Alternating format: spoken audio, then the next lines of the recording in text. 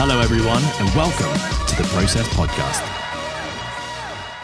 Ollie Marchon, welcome to the Process Podcast.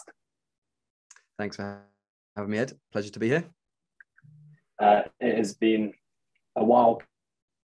You probably don't know this, but I've had you on my list of guests for a really, really long time. We tried last week. We had a slight inconvenience, but here you are in a much nicer backdrop podcast room than myself. But there's lots I want to ask you about Ollie. I guess how I first heard about you was probably like a lot of people on social media. I think there had been one of my old coaches, Jamie Lau, had made his way over to England, started coaching there. And I kind of just saw the circles that he was hanging out with. I saw Coach Jens, I saw yourself. And obviously something that really caught my eye was like the Marchon facility. It just looked amazing. And obviously as someone who owns a facility myself, I'm always looking at what other facilities are doing, what people are doing differently. And the first thing I saw with yours was just how sick the place looked. But then I saw the fact that you had cables on every squat rack. And I was like, that's amazing. How has he sorted that out? And then through there, of course, like Patrick James, one of the old podcast hosts of this podcast, made his way over to you and is now working in your facility. But when I think about Ollie Marchon, I think you're an owner of 2 gyms now, just opened your second facility, I believe. Got up in line with Marchon. Marchon is a massive brand over there in the UK. And also got a PFCA, which is a personal training certification. But please tell me more about you and what you do. Yeah, every time I try and introduce myself, it kind of the goalposts have changed, and I've evolved into someone new. But I think originally, quote unquote, a bit of an athlete, played rugby, moved into the fitness industry as a personal trainer, was freelance for a number of years. And then I realized that I wanted to try and create an environment for myself where I was motivated to go to work every day. In order to do that, I need to try and control my environment, which led me into kind of running or owning a facility. At the start of that journey was very much a PT studio. It was a cattle shed on a farm, very unglamorous. But it allowed me to, like I say, control my environment and show up to a place of work, which I'd kind of, and then from there, we moved into what was the first Marchon, which then evolved into the Marchon Gym, which everyone sees now. And again, it was just a constant evolution of trying to improve essentially our office. Really motivated to go and train. We had everything that we wanted around us, and it was a really inspiring place to work for, not just for myself, but for our coaches. And then of course the people that we train within that. Marchon has always been, as a physical gym, has always been the shop window to be able to kind of come into our world. And the gym, it catches a lot of people's attentions because it is done a little bit differently. We tried to emulate what I used to experience in the world of professional sport at rugby clubs that I've been a part of, or universities that I've visited, or just throughout my travels as a fitness professional, facilities that I'd been to.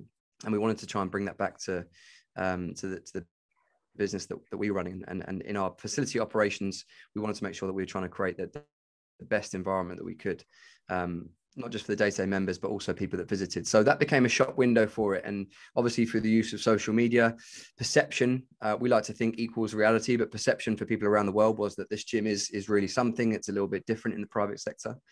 And we went on to build the gym business, very much focusing on sort of personal training, which evolved into small group PT, highly impacted impacted and biased towards strength and conditioning from our time within professional sport, namely rugby. And then as the fitness industry kind of evolved and functional fitness became a thing, and the competitive side of fitness became a thing with the likes of CrossFit, the brand and what we stand for as a training, I guess, methodology evolved. We built our online audience as well. We built our online programming out, and now we've moved into 2 sites. And then the education side of things is just a way for myself and Coach Jens, who's involved with the PFCA, to kind of pay forward and give back to the fitness industry. I know how tough it can be for personal trainers and also gym owners to try and make something for themselves, and something quite substantial. There's a lot of competition out there. And equally, as much as I know how hard it is for some people have kind of been given it through a social media following that they earned maybe doing something else in a previous life, and then go on to coaching because the barrier to entry is so low. So it was an opportunity to try and raise the standards and just give a bit of support and care to our sphere of influence in the kind of style of training and the people that resonate with our values. Can I take it back to the rugby days? As a kid growing up, was the dream to be a professional rugby player? Was that always what you wanted to do? Not necessarily rugby, but the dream was always to be a professional athlete. That's all I was really concerned with. It was namely football for my kind of formative years as a young teenager. But yeah, I played football, basketball, I didn't play rugby until I got to secondary school, but football, basketball, athletics, swimming. All I wanted to be was a professional footballer, to be honest. My granddad was a semi-professional footballer. I think back then, I don't know what constitutes semi-professional, but I was brought up on football. My uncle was the head scout for Man United. So I was brought up with all the Man United signed memorabilia. The glory days, not so much these days, but yeah, I had all the players' boots. I was, wearing them in my garden, kicking free kicks and taking penalties against an imaginary goalkeeper. And I actually always believed that there was a scout. I used to visualize the fact that there was a scout in the bushes watching me, and I'd be out there every day just perfecting, taking free kicks and taking penalties. When I went to secondary school, rugby was the sport. It wasn't until my second year of secondary school, I think it was year 8, that that's the education system here, that I kind of got into the team, into the school team, and was a bit more of a consistent player within, and I played centre back then. I then got picked up sort of 14, 15 by a local academy at Saracens. And that's where then it sort of took off. Football, basketball, and everything else became secondary. Rugby became my main focus. It was clear that I had some talent. I went to England age group trials at 16, again at 18. So it was a thing that offered me the opportunity to really become a professional athlete. And that's all I really wanted to become. I wanted to be paid to play sport. How far did you get along in that journey of pursuing the professional athlete dream? Yeah, I guess quite far, but not to the extent where I was a household name in the world of rugby. I left school at 18, signed professionally for a year with Saracens. 9 months into that, I got injured, did my ACL and LCL, so a fairly substantial injury. I hadn't really done enough as an 18-year-old for the club to want to keep me through my rehab process and bring me back to playing. It was probably a 12-month, could have got away with 9 months maybe if I'd done really well with my rehab and things, but it's probably a 12-month sidelined. And I hadn't proven enough in that time for them to keep me on. So that offered up a different opportunity, and one that for the first year of going to university was really not something that I enjoyed. But I went to university and continued my education. As a side note to this, I come from a family on my dad's side and my mum's side of very successful people, but predominantly on my dad's side, successful business owners. My dad was a surgeon, so education was always a massive part of my childhood. My dad was a very sort of disciplined, authoritative figure, and education was something he always wanted me to pursue. He gave me the opportunity to pursue rugby, but then when I had the injury, it was kind of like, right, son, you now need to go and further your education. So I went to university. Couldn't play rugby, obviously in my first year due to the injury. Managed to pick it back up in years 2 and 3, managed to captain my university, and just really fell back in love with it again. There was a strength conditioning coach at university called Tim Stevenson, bit of a plug for him. He owns a company called Dynamic Shoulders. He's a brilliant coach, but he was my S&C coach at uni. And he really kind of got me back on the pitch and got me not just enjoying rugby again, but actually enjoying strength conditioning and being in the gym and everything that it stood for. When I finished university, I did I guess it was an internship in strength and conditioning for a year. And that allowed me to then focus on or set up my freelance business as a personal trainer to fund myself back into rugby. Because as a 22-year-old, having dropped out the academy systems, it's very difficult to get back into playing the game, particularly at that top level. So I needed a way to essentially earn a living and allow me to do the necessary training, eat the necessary food, and try and get back into a competitive position within rugby. So set up as a freelance trainer and just started playing semi-pro rugby locally to where I lived. Eventually got picked up by England Sevens, and that's kind of where I guess that for those 2.5, maybe 3 years, my life was built around playing full-time rugby again. And that kind of took me on to 26, 27 years old. And that's where I eventually kind of gave up on the dream and retired, and pretty much never touched a rugby ball since. What made you stop? The final 6 months or so, I went into England Sevens really kind of, and I did a pre-season training with them, and then I was selected to play in the Dubai Sevens for England. So it was something that, like, it'd gone from like 0 to 100 from just like, if I backtrack slightly, I went and trained out with Portugal sevens because my dad's Portuguese heritage. So I went and trained with Portugal sevens, and I saw that as being something that I was going to be like a key figure in the World Series for them.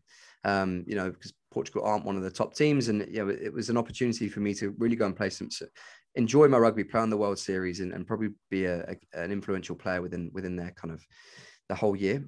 When England caught wind of this, they invited me down to train with them for pre-season, and then I got picked for Dubai. And I was then caught in a crossroads of like, once I've represented England, that's kind of it. So it was kind of shit or bust. I had to make a real go of it. And of course I wasn't going to pass up that opportunity.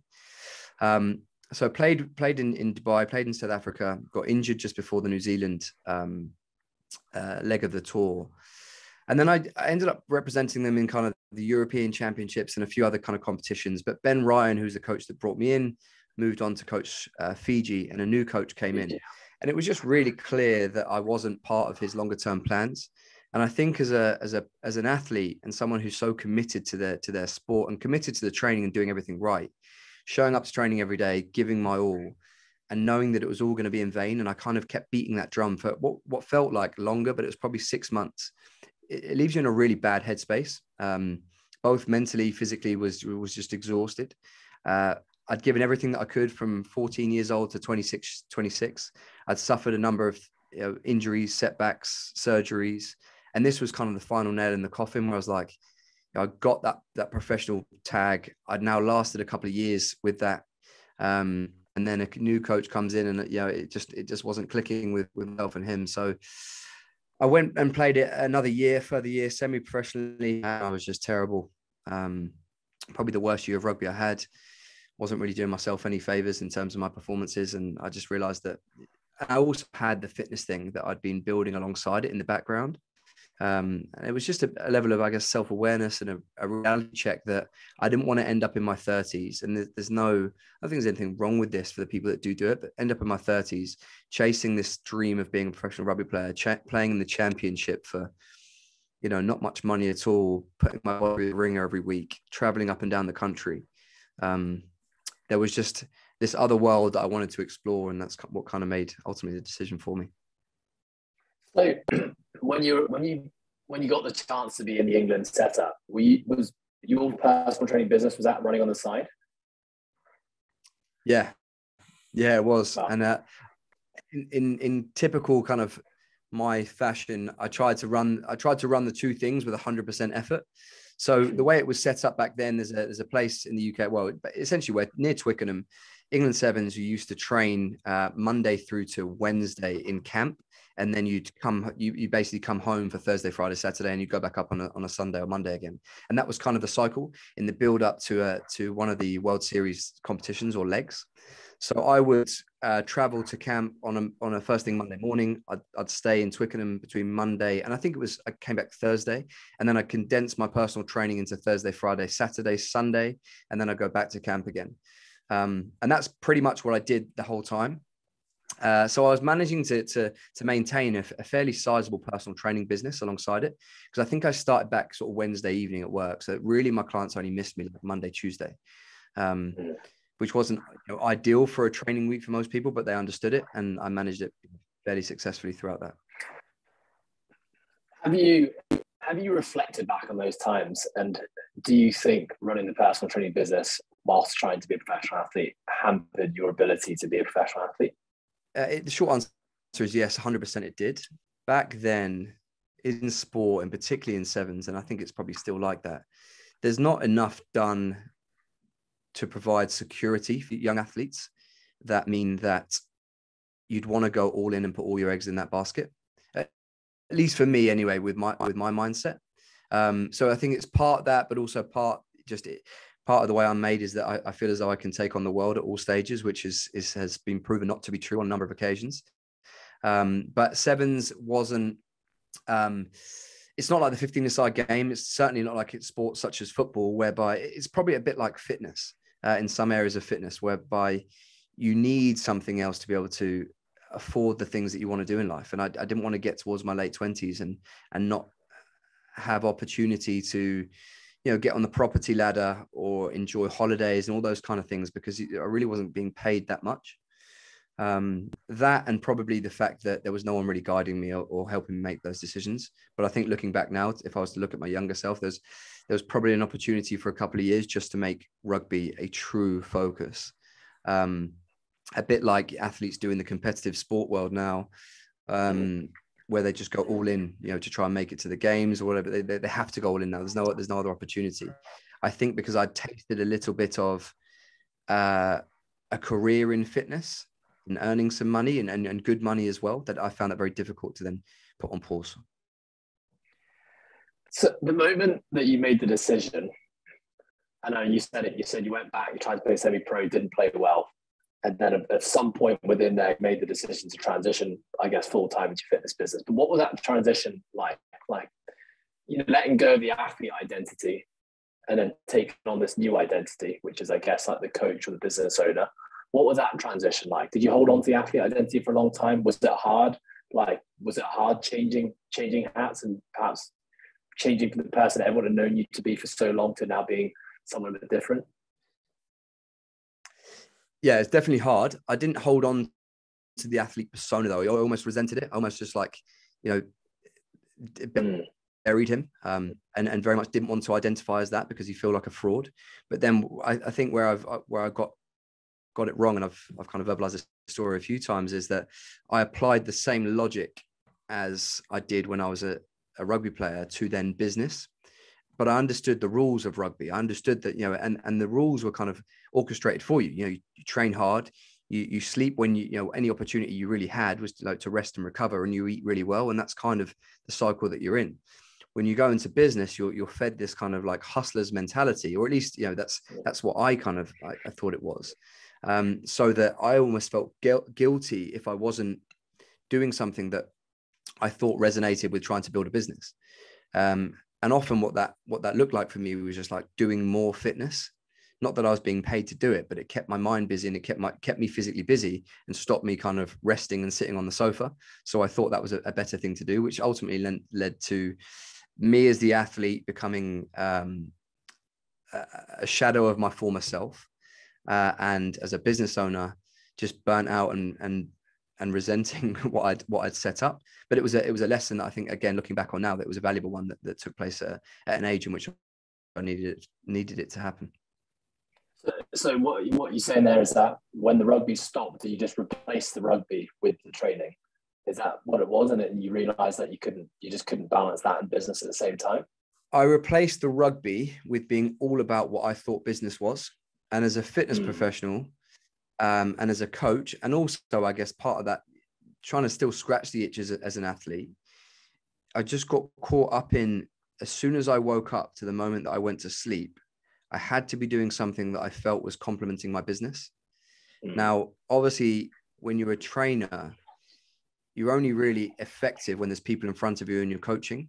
Now, there's obviously the administrative side and the operational side of your business, but that only takes up a certain amount of time. And there's only so many ways that you can optimize that until you can maybe afford to invest more money into certain systems and processes, or you learn that the way you're doing it isn't as good as it could be, and you iterate and make it better.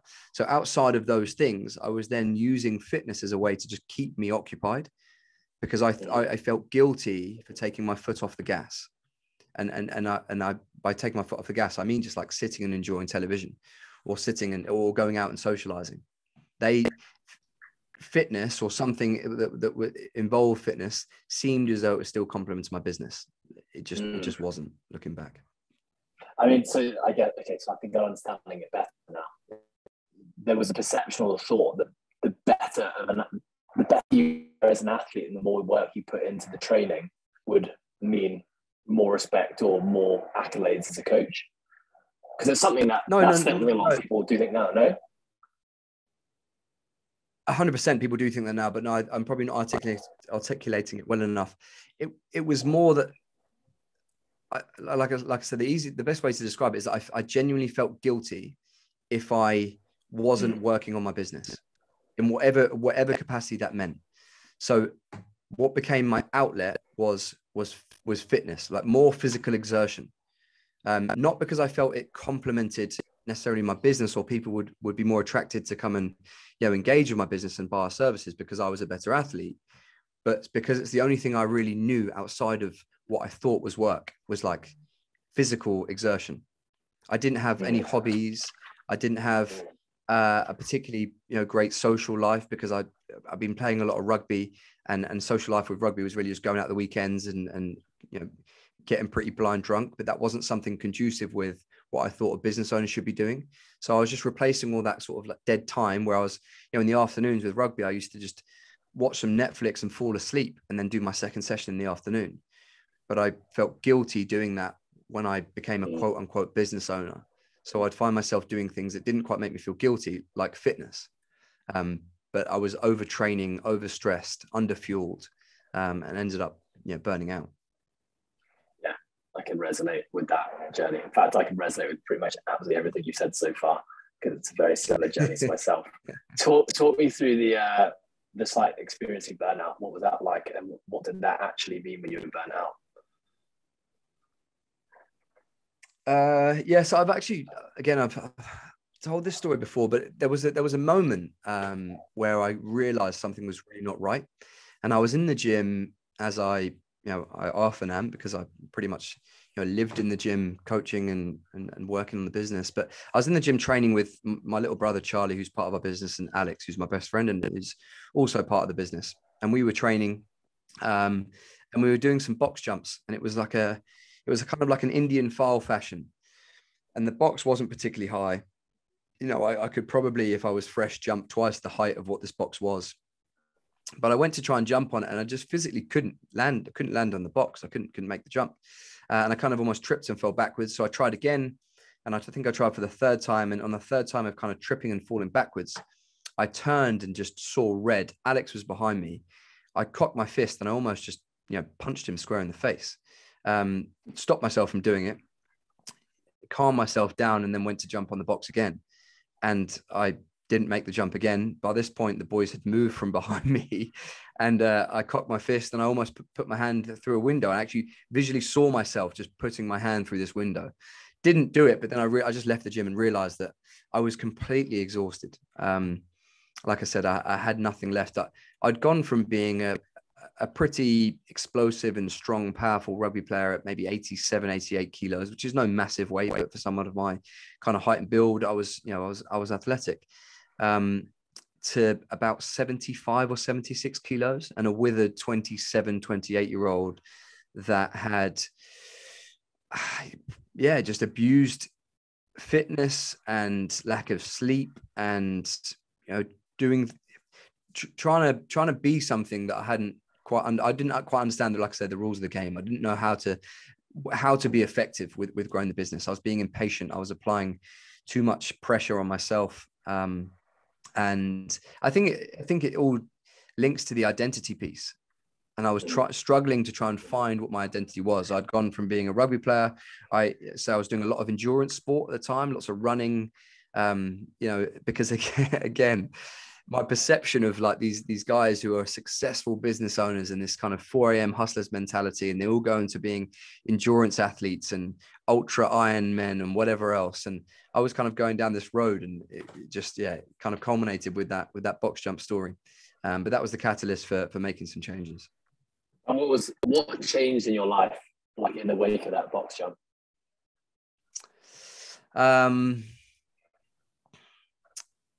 A lot of things, really. Addressing just like my mentality towards like what I wanted to become. My social situations, I started to integrate back into society a little bit more. Relationships with my now wife, so some honest conversations. Relationships with fitness and what I wanted to become as a recreational athlete, and what was conducive with being a successful athlete, but also more importantly, a successful coach and a successful leader and business owner. And realizing that, I can't be doing all those things in such extreme measures, because something will break, and ultimately it was going to be myself. And so what did that look like? Did that move from 2 sessions to 1 session a day? Did the type of training you were doing change? Like, did you start managing your schedule differently? Did you hire more people? Like, Tell me what changed. Yeah, probably all of the above. So firstly, that first 9 months of starting the gym, and this kind of sings to the conversations we've had offline. The first 9 months of starting the gym, I hadn't set the business up for success. I was still very much operating so I'd gone from being a really successful one-to-one trainer in my own studio to then owning this quote unquote gym, and bringing on, the two guys, my brother and Alex, my mate. But we were still, all three of us, operating as pretty much self-employed trainers under the roof of what was Marchon Athletic, because we were being paid money for time. And whilst we had this gym, we weren't operating as a business that had longevity and that could actually grow and scale. And that was alongside all these other things that were kind of going on, that I was doing. So that 9 months was the catalyst for me to go, okay, let's tear this down, because this isn't working for any of us. You guys are only getting paid when you're coaching. Therefore, we've built this success. We're now getting busy, but the only way that you guys can get paid more is you put more hours in, and that's going to hit its ceiling. That was the very reason why I wanted to move from being a self-employed trainer, what I was doing, over to having this gym. I just hadn't set up the foundations right properly. So tearing down the business and reverse engineering where we wanted to try and get to and setting that up, that alleviated some stress. It then meant that we actually had 3 people now all pulling in the same direction for the greater good of the business. And effectively all 3 of us were employees rather than just 3 guys working under the Marchon Athletic banner. It then gave us a roadmap to be able to take on then our next employee, which we were able to do very soon after. So the business was in a much healthier position. I reassessed some training goals and moved away from the endurance stuff and moved back into strength training and tried to build back my body that way. Learned to appreciate sleep and recovery a lot more. I've always been really good with my nutrition. It's just my nutrition at the time just wasn't fueling me enough for the amount of exercise that I was doing. But I think the combination of that and, like I say, getting back into going out, a side note to that was around the same time I'd given up alcohol, which was again aligned with what I thought I needed to be doing to become this really successful business owner. And as a result of giving up alcohol, I'd taken and removed myself out of all social situations, because again, I thought wrongfully that if I went to the pub, I had to drink, or I had to be drinking alcohol. So I just removed myself from that situation because I didn't know how to approach the situation as someone who didn't drink. But then I realized that I needed something to fill my cup up from a social situation. And I was able to integrate myself back into having a bit of a social life and enjoying sort of Fridays and Saturday nights out without needing to drink. And also, knowing when to kind of go home because everyone else is carrying on the night and conversations going a bit south anyway, and they probably won't remember me being here. So now's a good time to exit. Oh, I had the exact same realizations. Probably at very, very similar time to yourself. I just want to backtrack a little bit because you're touching on some really good business stuff there, and I've been lucky enough to sit with you on calls and find out about the Marchon story and how you created such a great business, which I've just been talking about a bit myself with Coastal and how we moved to fixed salaries. And I've said to you many times I have a lot to thank you for in helping make that transition. But I want to just backtrack a little bit in the transition between, Ollie Marchon, the personal trainer in personal training studios, and then suddenly making that transition to say, right, it's time to have our own gym now. Like, how did that come about? At what point did you think it was time to now have your own gym? And how does one go from, just being a personal trainer to now actually opening up a facility? Yeah, so I think the personal training is an industry, like it's still quite in its infancy. And I think as a young PT, I always kind of look quite far into the future because I'm someone who likes to be very organized and planned. I like to know what's happening. I don't like surprises. And I always viewed personal training as a very temporary job because I couldn't see anyone in the distance who had got 10, 20, 30 years experience, particularly in the UK. I think you can find coaches that have that level of experience in America, but I think it's a very different job role in America to where it is here. And you can see that in just how much professional sport is promoted over there at every level, just how much college sport is a thing over there, and how those jobs, not just the packages that are put to them in terms of remuneration and the status, it's a legitimate career to want to head towards throughout your school years and college and beyond. But over here, that just didn't seem like something that I could see. So I knew that the days of just being a personal trainer, or at least I assumed they'd be quite short-lived. Coupled with that, you go through this kind of like life cycle of, well, you want to go into personal training is usually because you've been through, you've had some life experiences whereby fitness is either, it's played an important role in your life and shaping the person that you've become. That might be like a weight loss journey for a lot of people that come into it. For me, it was the camaraderie and the feeling I got from being inside the weights room when playing rugby, and just being around a bunch of dudes that, were picking each other up and backing each other and egging each other on at times, and just bringing out the best of us. And coupled with that, it was the fact that I knew what I did in the weight room would make me a better player on the pitch. Therefore, it was something that, like, I would always make sure that I was at the weight room prior training. I get the most out of it because I knew it would benefit me on the pitch. And I wasn't someone who's uber talented, not particularly tall, not particularly big. So I saw the weight room as something that I could eke out every bit of potential that I had. So that was my story of why I got into it. But then you go through this period of like earning a bit of money, and then you get into it to want to help out others and pay it forward. But then you start earning some money. And I think then some coaches get caught up in, the chasing the next dollar, chasing the next hour, particularly as it's money for time, right? So I then got in this trap of, and also I love a challenge, but if someone's like, okay, can you train me at 4 a.m.? I'd be like, yeah. Can you train me at 9 a.m. on a Sunday night? I'd be like, yeah. And I'd just start becoming a yes man. Obviously, it was beneficial for me to be able to save a load of money. But then, of course, you're overtired. You've worked so hard to make the money that you feel guilty spending the money. You start relating like things like going on holiday to how much money you're going to lose, rather than the experiences and the memories that you could potentially make, and the sort of rejuvenation that you may get from those holidays. So you end up in this pit, like, where you just want to work 24 hours a day, 7 days a week, 12 months of the year, and you can never take your foot off the gas. And that's the kind of like journey that I went down as a self-employed trainer. So I knew that I needed to make some changes if I was to keep myself in the industry going forward, because it literally was a crossroads. I'm either going to move into something else, or I'll carry on giving this fitness thing a go, but I want to try and open a gym and do something that is bigger than myself.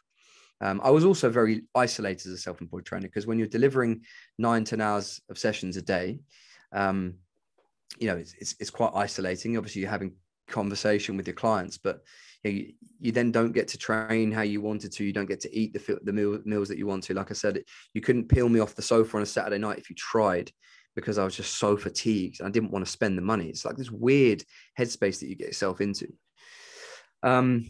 And I wanted to try and get my name, which is really funny, really, because the name of the gym is Marchon, but I wanted to try and get the name of the gym.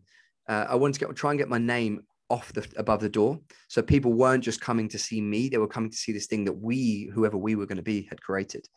So I decided to start the gym.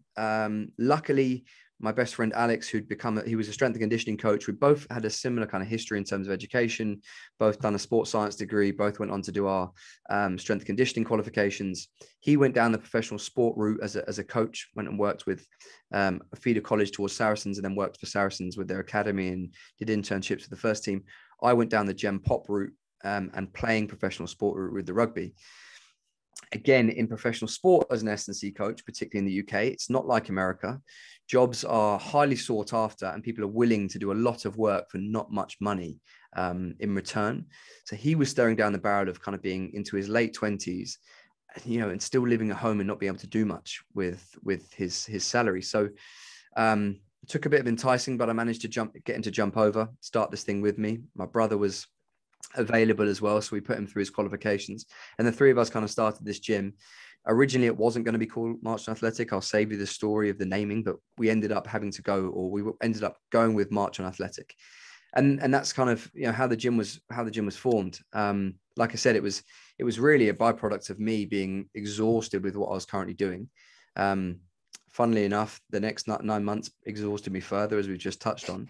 But by hook or by crook, we sort of got there after the first year of Marchon Athletic. We really set ourselves on a trajectory to where we are now. Where did this awareness to do something different? Because I feel like that crossroads that you're at is where every coach arrives at some point. Realizing there's not enough time left. There's a cap on how much money they can make. They're exhausted. They've had to make so many sacrifices and things outside their job. But like to have the foresight to know that there is a way to do it different. So because I essentially haven't been in this industry for 14 years, I haven't really met anyone else doing what we're doing who's as forward thinking and as business savvy in this regard as yourself. So like, where did that come from? Was there a mentor? Was there books you were reading? Your old man, your parents? A bit of all of it, really. I've always been really interested in the business side of anything. I took my final kind of modules at university in more of the business side of fitness, and it is very kind of broad brush stuff when it comes to business when you're studying at university. But I've always been interested in that side of things. I'd always grown up as a kid, kind of looking at my uncles and the businesses they created, and just being very inquisitive about it. Here in the UK, there was a couple of people doing some really cool things with small group personal training. And there was the sort of early sort of employed coach roles and really creating a coaching career for some of these. And when I say coaching career, this wasn't just like being employed at a local leisure centre, to sit on the front desk or just to do cleaning duties. There really was now something to be able to mapped out of how you could go through these stages of your career, and what each stage would not just mean in terms of a remuneration or package for that coach, but what it mean in terms of their education. And it was all of those things that I was now losing out on, right? Because when you're coaching 10 hours a day, you're not getting any better at coaching. In fact, you're getting worse. My coaching product was going down because of fatigue. My education was no longer being invested in because I didn't have the time to give towards it.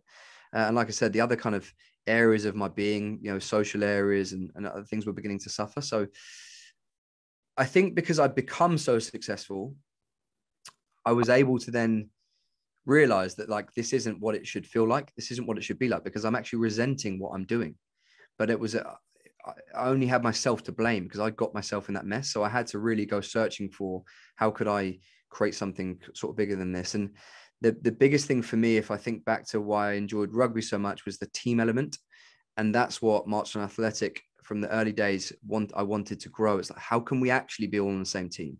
I'm not just saying we all wear the same badge, because there's a lot of teams in sport where you might have the badge of the team name on the front, but you're actually playing for your name, your shirt name on the back. And that's what the first 9 months of what Marchon Athletic felt like. We all had Marchon Athletic on the front of our shirt, but actually it was the Ollie Marchon that was on the back that I was actually working for. It was him. And there's always going to, it's a fine balance between the two, right? Because you've always got to look after number one first. But I wanted to really make sure that we were all on the same team, all pulling in the same direction, all looking after the bigger vision. And it goes back to, how can we make this for ourselves, not temporary? I want to be here in 5 years, 10 years, 15 years, 20 years time.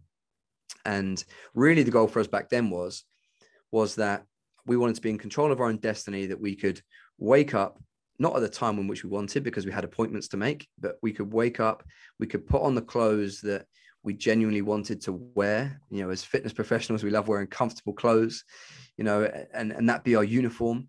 I wanted to go to a place of work which we had somewhat created ourselves with our own bare hands, literally having, somewhat made the gym. And people would travel towards that place of work because they genuinely wanted to see us and buy into the coaching product that we created. And us be able to just take a consistent salary from that.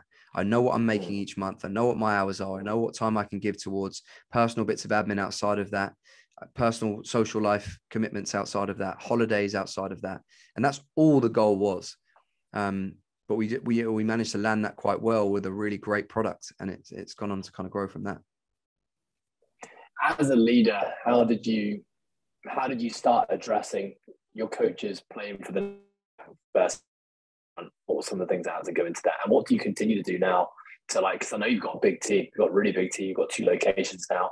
I'd love to hear just that have presented themselves by having your team spread across 2 places now. But how do you get people playing for the company and not for themselves? I think the vision of Marchon is so profound. I mean, now because the brand, particularly in the UK, what it represents for coaches and what it can give to coaches in terms of experience and building their own personal brand. I believe now we attract we attract these coaches. We don't have to work as hard to bring some of these coaches through. We just can work hard on the day-to-day stuff that allows us to be an employer brand. But I think as a leader, I like to think that there's not many people as passionate, there's not many people as passionate as I am. I'm quite an emotional person in terms of like quite hot-headed. So as much as I can, blow up every now and again with each individual, it comes from a place of like real good intention. Like I genuinely want the best for them. And they see that the other side of it, particularly when I've calmed down in certain situations. Like I'm always trying to bring everyone up around me. And if anyone ever followed me on social media, you'll see that like I'm really not protective over the real estate of my stories. For example, like I will story and tag and promote and try and just show off all these amazing people around me that are doing great work that might not necessarily have the notoriety that I've managed to pick up along the way, however I've managed to get it. So I'll use my platforms to really pick these people up. And that's not just coaches on our team, that's other coaches, that's other people, peers around the industry. I'll always make sure that I'll tag and promote other people. And I think there's a level of, I guess, authenticity that breeds, which means people want to kind of, come and be involved. Like I say, the vision of Marchon's pretty profound. The training style and what the brand stands for, I think is something that coaches buy into. And I think because we're doing things a little bit differently, and the vision is one that has hopefully has a long-lasting impact on the industry, coaches just want to, forward-thinking, growth-minded, hard-working coaches want to come and work here. I do very much get that vibe from your social media. I get from your social media is you're in the place that you love a lot. And there's just a lot of sharing. And I think it's really what I love about it. Like, it's nice to also see other business owners getting up to seeing what they're doing every day. It's also nice to see there's other business owners running very successful businesses who aren't just sat behind a computer typing away all day doing the boring admin stuff. Like, you're actually getting out there, you're training, you're mingling with your team, you're doing cool projects and being on podcasts. And that's what I really love about it. But I wanted to ask, on your social media, where did your following come from? Was there a point in time, was it linked to rugby at all? Or is this all, a following that you've built since being in the coaching space? Yes, good question. I think going way back, so here, particularly in the UK, the fitness industry, when I first started, particularly with social media, was very much geared towards like the more bodybuilding side of things, the physique competitor side. And I was involved with a company, a clothing company, who were a fairly prominent part in that side of the industry. We'd regularly go to a fitness expo called Body Power. So that's where the likes of Gymshark first sort of blew up, and we as this other company were very much sort of sitting in their coattails as a smaller entity, but a similar kind of model. So I guess the first sort of 5, 10, 15,000 followers came from being associated with that brand. And I was on a lot of their marketing material. I was on a lot of their pictures. It was back then was a fairly sizable. Hey? Is this Gymshark? No. So I was never with Gymshark. It was basically a company that was trying to emulate what they were doing. They were called Physique Apparel yeah. Right. So okay. It was a clothing brand. Back then there was probably half a dozen of these clothing brands. Gymshark was the out and out, leader in what they were doing. And then there was like another 5 they were good businesses, right? But they were very much doing a similar thing. And they were using kind of brand ambassadors, and what effectively was probably fitness modeling was probably the best way to describe it. And we were going to these expos and events and stuff. And that gave me a bit of a social following. Rugby probably isn't something that I leveraged as much as I should have done, particularly when I was, playing a decent standard, even post that as well. From a coaching perspective, I probably could have spoke more on my experiences as a rugby player and a coach, a strength and conditioning coach, but with more of a bias towards field-based sports. But I think that the secret really was just like being ruthlessly consistent and showing up every day.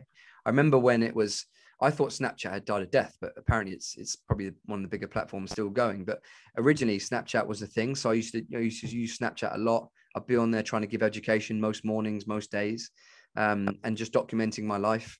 it was almost just like a mini vlog, a daily vlog. And then when it moved to Instagram, again, it was just consistency.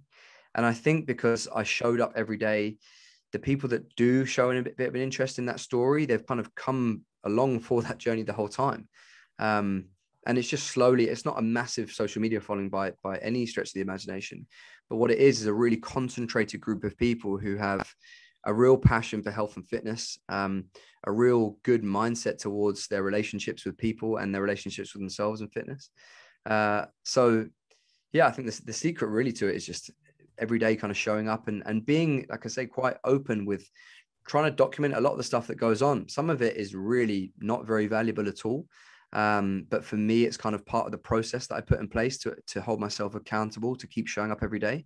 And then it's kind of littered in with interactions and behind the scenes of what goes on within the business and showcasing the faces that kind of work here. But yeah, there's been no real strategy other than just keep showing up. It sounds like you have a very, very intentional purpose for social media, and it's like it's sharing it. Can I ask, has it always been that? Was like your relationship with social media, has that evolved over the years? Like, did you get into it for the same reasons that you're in it now? Yeah, I think the stuff on my page was a commitment to, like, again, I'm someone who, the feeling of guilt if I start doing something and don't see it through, or if I say I'm going to do something and don't see it through, is like, it's crushing to my soul. So I have to make sure that if I'm committing to something, that I can continually carry on with that thing. So on my page, on like the grid, quote unquote, the thing that I could commit to is that I'm ordinarily going to do a workout most days. So I can set my camera up on a tripod, and at the very least I can give someone a free workout or an insight into a free workout, which they could take and maybe try and recreate themselves, or gives motivation to the fact that I'm showing up every day and I'm putting a daily deposit into the training bank. Now, unfortunately, I'm not saying I was the one that pioneered that strategy, but I was someone that was doing it very early on. Now most people, because it's a very easy way to just produce content, are now doing it, and they're doing it much more highly curated than I was doing it up until a couple of months ago when we had a new creative join the team. But that was kind of my commitment to what I could put on the grid. And then, like I say, my stories was just an insight into like how I run my daily life and the interactions. Like, I'm very fortunate, and I think you sort of touched on it, that I get to play a part in this team of coaches. And it's not just coaches on the gym floor. We have nutrition coaches, we have office staff. They're just some really fucking cool people. And not just those people, but like my friends, the circles that I communicate, like that I frequent with, and the other PTs and gym owners and people that I get to go out and visit. And I want to use my platform to show all of those things, because I'm really fortunate from being a trainer cooped up in a studio that I'd built because I thought that is what I wanted to do. I want to get out of a leisure center into my own facility, to then going into being a gym owner and getting that wrong for a period of time. So now going on to build a platform and a business that hopefully isn't going anywhere for a long time, to kind of show, and we've not taken investment, and we've not done this off the back of someone giving us a loan or anything like that. That I'm not saying, I had an opportunity to work with Nike and all these other people that, again, has elevated or given a perception as to myself as a personal brand. But anyone can kind of go on to create this stuff if they show up every day and they put in hard work, and they build relationships with people around them that mean that we all buy into the same kind of vision. And that's kind of what the strategy is. Well, what's your role with Marchon now? It's a great question. I regularly think about it, mate. There's periods of time where like I sort of sit around not feeling as I'm being very effective. But then there's periods of time where like I have to pick up the slack with so many shit jobs that I'm like, okay, now I'm actually working on some of this stuff. But I think the main role is obviously a position of leadership, and directing the different verticals or strands within the business, and bringing some strategy towards those, particularly in the forms of kind of like marketing. I think being a key spokesperson for the brand and face of the brand, like rightly or wrongly, I think in this day and age, particularly if you look at the success of people on YouTube, people on social media, and their then subsequent brands that they create and they then might monetize off the back of. I think there's a lot more to be said for people buying into people than there is people buying into brands, unless you're lucky enough to build one of these mega brands that not many people are these days. So it's being that key person of influence, being the person that any follower of the Marchon brand can trust to show up, answer the question, answer the DM. If someone asks a question into the brand that we need answering from outside of, or we need to speak to someone and go and find the answer, like, we'll go and do it. So it's, I guess, keeping all the kind of wheels turning as best as possible. We don't have a CEO or anyone like that. So looking at the commercial kind of side of the business, making sure that we, managing P&Ls and cash flow and projecting different bits and pieces for growth, product development. That's a key part of it as well. And I guess just like community support officer as well, trying to maintain the community and make the community feel part of it as best as possible. But I think all of us do a very good job of that. People that kind of work within the company. As like Ollie Marchon, the personal training studio owner, did you ever think that this would be what your job would look like? No, I don't think so. No, I don't think so. I probably thought I'd always be coaching a little bit more in some capacity, but I guess through the mentorship now with the PFCA, I get to coach in a different manner. But I think as opportunities have presented themselves, as the business has kind of grown, and opportunities have presented themselves in a number of different ways, with everything that's kind of gone on over the last few years, I kind of feel as though, because I know the business the most, I'm not saying I'm the most passionate about it, but it's like everything to me, that I'm probably the right person to be able to pursue some of the things that have gone on, and some of the things that, like, they're so far away from being that personal trainer that I was in a studio 6-7 years ago, dealing for a couple of months with just like lawyers and solicitors and project managers and stuff to build gyms. Like it's a million miles away from the stuff that I genuinely really enjoy. But I feel as though right now, because of personnel and resource, I'm the man for the job.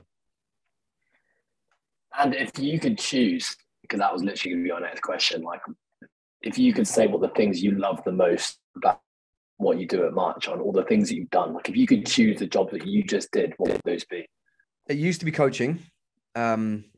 Because again, like it's the end point of like the Marchon product, all the thoughts, all the thinking time, all the years of experience, like that's where we get to pass it on through our coaching on the gym floor. But I now have some unbelievable coaches that can kind of carry that forward. So the bit that I like most now is probably the end user bit, but not necessarily the coaching side of it, like going and spreading the voice of Marchon and what it is about and what it stands for, and doing things like this, like getting to talk about the business that we've created, and then the people that kind of sit within it and the good job that they're doing. That's probably the stuff that brings me most fulfillment, because I often feel now that I'm just, and I've used this sort of analogy before, that I'm just riding the wave of the people that, keep the business propped up. But if I can leverage and kick down doors and open up conversation with people that help us reach a little bit further, a little bit wider, then I feel as though I'm then playing my part as best as I can. I feel like you've talked a lot about this, like, feeling guilt. And the reason I'm asking about it is because I can resonate a lot with that as well. Has that relationship with guilt evolved for you? The reason I ask, because I guess my first question, which was like, what do you do now? You almost had that pause for a second where you're like, what do I actually do now? Like, there's obviously a lot of things that you're doing, but I feel like Ollie 5 years ago, like, there would have been a million things that would come splurging at your mouth straight away. Would you say that relationship with guilt has changed? Yeah, I think so. There are still periods, like I say, where I'm sat there and thinking, like, because again, as a trainer, the tangible kind of product that you give over is like your coaching hours. It's like when you're there coaching, you're like, oh, I'm at work. Like I need to be here at 6 and I need to be finishing my shift then. And I've got these people that I'm going to service throughout that time. Or you're sitting down, you're doing your programming, or whatever it may be. But I think as you go into like owning and operating a business, particularly when there's like a number of other roles, and some of them, I think if you actually sat down and wrote them all down, it'd probably take you 2 or 3 attempts to actually get all of them written down. And a lot of the things that you kind of pick up along the way and job roles and responsibilities, they're just in your subconscious. So there are still periods of guilt where I feel as though I am twiddling my thumbs sometimes. But one way to manage that, and it's kind of how we've needed to manage the team somewhat, is to actually look at the performance in terms of X's and O's and black and white on a bit of paper of the business, and not just like, okay, did we deliver a great session? but looking at the numbers, like how many new trialists are we bringing in? How many of those trialists are we converting to members? How many of those members are converting onto whatever package it may be? How many members are getting injured? And looking at the performance of the gym from a training perspective, but also financially. And I think so long as that's moving in the direction, whatever I'm now doing must be working, and what everyone else is doing must be working as well.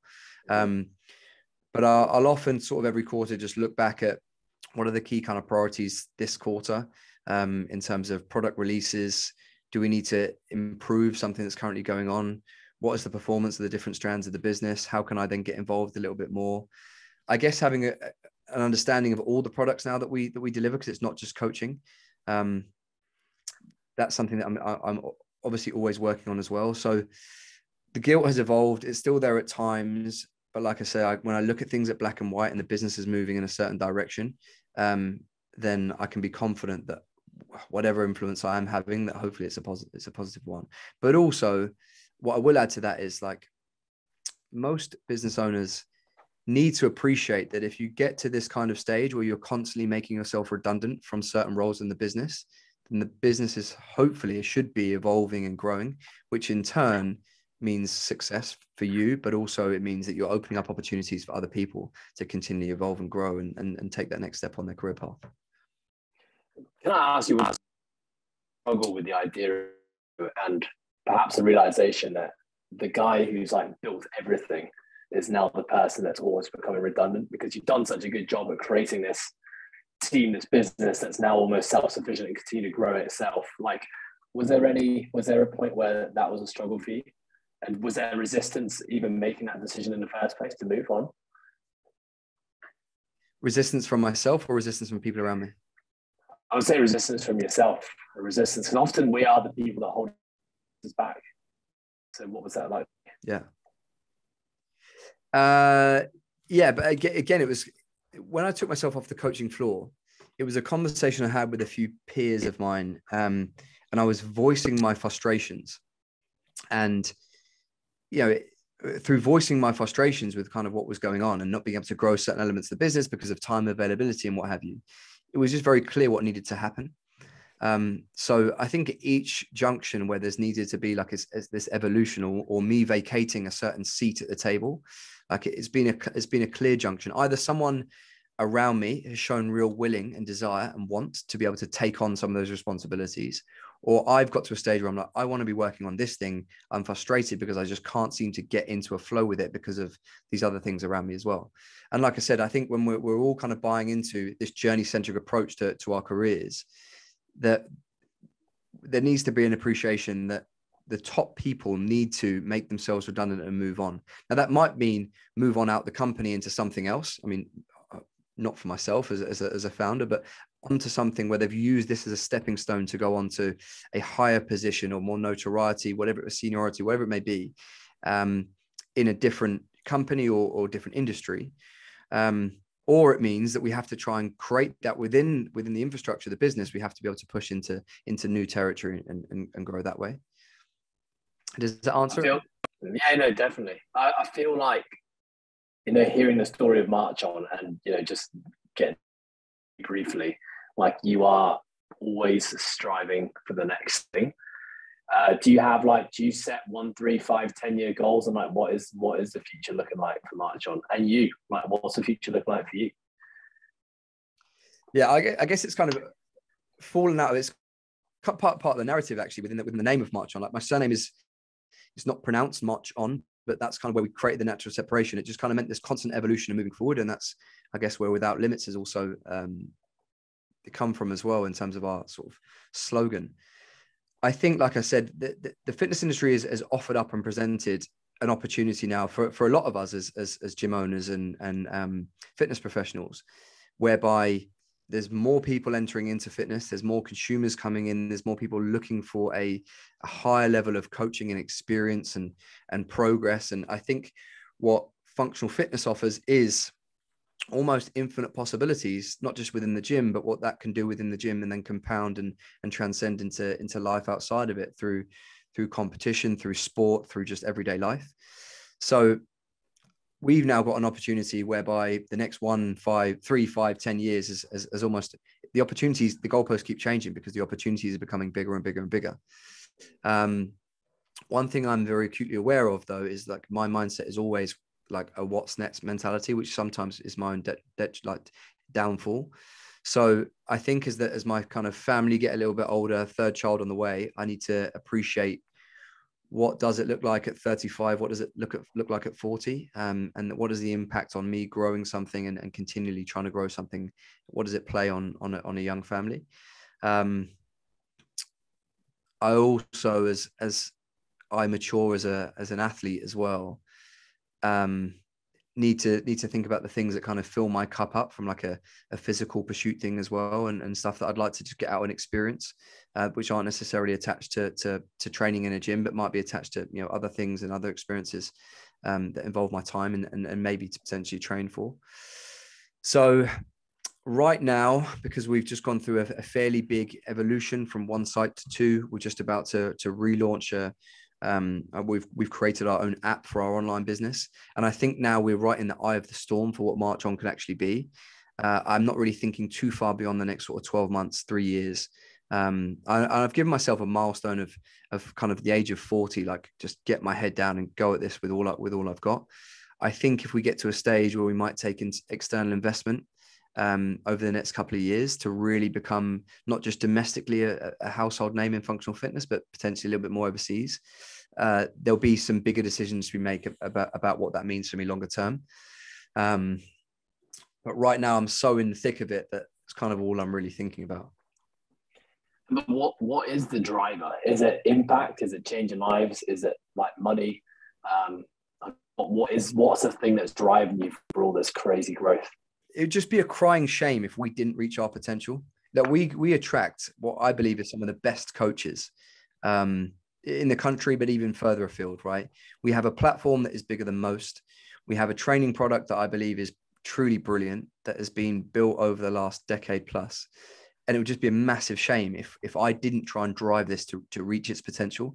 It's certainly not focused around money, although I'd love the 18, you know, soon to be plus people that work here to be able to pay their mortgages, you know, get their first properties, enjoy their holidays, you know, put food on the table for their families through the work that we're doing. And that obviously needs to come at, you know, the fact that the business needs to make money, but it's more to do with impact. You know, delivering 50 sessions as a self-employed trainer one-to-one was great, but it resulted in me burning out. Delivering, you know, across a couple of sites, X amount of hours of fitness to however many hundreds of people. I mean, currently right now, we train probably on average 1,000 people each month that are quote unquote members of our gyms or in the online space. And that's just, you know, amazing to think that most days of a 7-day week, people are doing a Marchon workout. If we can double that, triple that, you know, 10x that, then yeah, that impact is huge. And our mission statement is a fitter world made by Marchon. So ultimately, it's to give as many people as possible enjoyment from fitness, and hopefully improves their not only their health and fitness, but their relationships, their self-confidence, and everything that's given myself and, you know, the other coaches that are responsible for building those workouts and delivering them. Awesome. Ollie, well, it's been an absolute pleasure, my friend. I've got so much more to ask you, but I'm aware that we're coming up to our allotted time slot. So I just want to say thank you so much. But where can people find out more about you and what you do? Thanks, Ed. We can maybe do it again sometime if there's demand for it, because there's probably lots more we can talk about. But simply at Ollie Marchon on Instagram, or at Marchon as the business page. And then I've also started the YouTube channel, which gives people a little bit more of an insight and longer form content, which is just Ollie Marchon on YouTube. But thank you very much for having me, mate. It's been a long time coming, and just wanted to echo some of the stuff you said early on. There's a reason Patrick James ended up, you know, landing the job with us is because he, you know, come from your tutelage. And I said to him in the very first message he sent me, because I don't normally pay much attention to some of the DMs I get from coaches looking for jobs, particularly if we're not hiring that stage. But when I saw Coastal in his bio, I knew that he must come from good stock. So echoing everything you said towards me, we look at you guys over there at Coastal, and you particularly as a leader and a coach, and what you're doing with your team with, yeah, a lot of admiration. So keep going, mate. Thank you so much, Ollie. I really appreciate the kind words. Till next time, my friend. Cheers, mate.